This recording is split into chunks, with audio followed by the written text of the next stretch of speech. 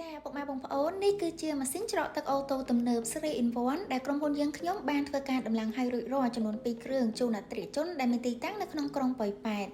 សម្រាប់គ្រឿងទី1នេះគឺជាប្រភេទម៉ាស៊ីន 3 in 1 ប្រើជាមួយនឹងដបចំណុះកន្លះលីត្រដែលមានមុខងារ3មុខងារទី1គឺលាងដបអូតូដែលក្បែរលាងដបគឺមាន8ហើយមុខងារទី2គឺធ្វើការច្រកទឹកអូតូដែលក្បែរច្រកទឹកគឺមាន8និងមុខងារទី3គឺធ្វើការមុខគម្របដបអូតូដែលក្បែរមុខគម្របដបគឺមាន3ពុកម៉ែបងប្អូនហើយបន្ថែមពីនោះទៀតបងប្រុសក៏បានកំងបំពាក់បន្ថែមជាមួយនឹងមុខងារអ៊ុតតាមអូតូតែម្ដងពុកម៉ែបងប្អូនដើម្បីជួយសម្រួលកម្លាំងពលកម្មការធ្វើបានលឿនរហ័សផងដែរហើយម៉ាស៊ីនទី2នេះគឺប្រើជាមួយនឹងដបចំណុះម្លេចកន្លះពុកម៉ែបងប្អូនចាចឹងសម្រាប់មុខងារគឺដូចគ្នាពុកម៉ែបងប្អូនគឺមានមុខងារលាងដបអូតូច្រកទឹកអូតូនិងមុខគម្របដបអូតូដែលក្បាលលាងដបគឺមាន8ក្បាលច្រកទឹកមាន8និងក្បាលមុខគម្របដបមាន3ហើយបន្ថែមជាមួយគ្នានោះផងដែរបងប្រុសក៏បានកំងបន្ថែមជាមួយនឹងមុខងារអ៊ុតតែងខ្លួនអូតូដោយនឹង3 in 1ដបកន្លះលីត្រដែរពុកម៉ែបងប្អូន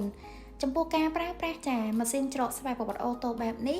ទី1គឺមើលទៅស្តង់ដារអនាម័យខ្ពស់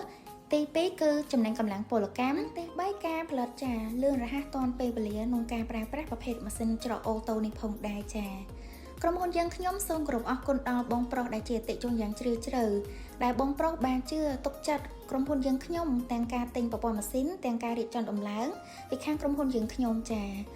សូមគោរពជូនពរបងប្រុសចាចំពោះការបើកប្រកបអាជីវកម្មថ្មីជូនពរបងប្រុសជោគជ័យហេងហេងមានអតិថិជនច្រើន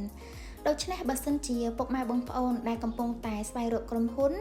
ដែលមានលក់ជាប្រភេទម៉ាស៊ីនច្រកទឹកអូតូស្វ័យប្រវត្តិដែលជាប្រភេទម៉ាស៊ីនថ្មីនាំចូលពីរោងចក្រផ្ទាល់ពុកម៉ែបងប្អូនអាចទំនាក់ទំនងមកខាងក្រុមហ៊ុនយើងខ្ញុំបានចាសូមអរគុណ